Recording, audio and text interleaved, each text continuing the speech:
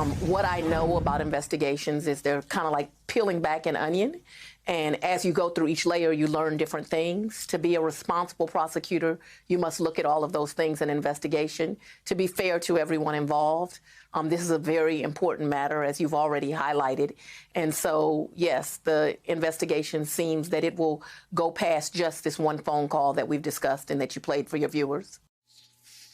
That was Georgia State Prosecutor, the District Attorney in Fulton County, Georgia, Fani Willis, speaking on this show last year. We had that interview with her here just days after she announced that her office had opened a criminal investigation into President Trump's efforts to overturn Georgia's 2020 election results. She told us in that clip that it went beyond Trump's direct phone call to the Georgia Secretary of State, telling him that he needed to find a specific number of votes so that he could be declared the winner of the state. She said that it was like peeling an onion, and they would be looking at everything related to those efforts to interfere with Georgia's election results. Well, it's been a little over 14 months since Fani Willis's office began that investigation. Today, we're learning more about where it stands and where things are headed. You might remember that earlier this year, a panel of Georgia judges cleared the way for a special grand jury to be seated in this case to look at potential criminal charges against former President Trump.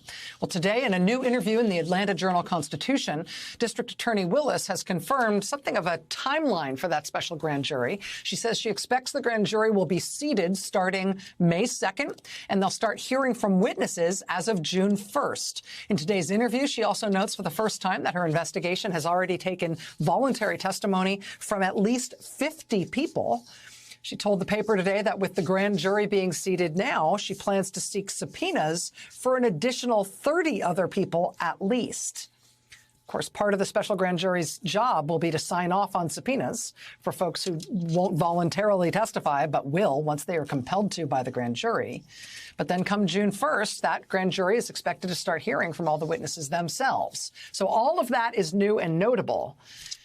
I will tell you, there's one other piece of that interview with the AJC that stood out for me today.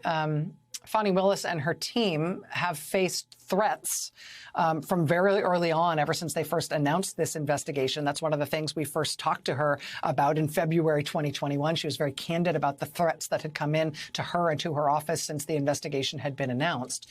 But in this latest interview with the Atlanta Journal-Constitution, she pointedly, quote, declined to name the lead prosecutor she has assigned to the probe, citing security precautions. She also told the paper that she has recently ordered bulletproof vests for her prosecutors who are working on this case. Obviously, that is bracing to hear, but more than ever, it appears that this investigation is full steam ahead. And now we have a bit of a timeline for it. Tick-tock.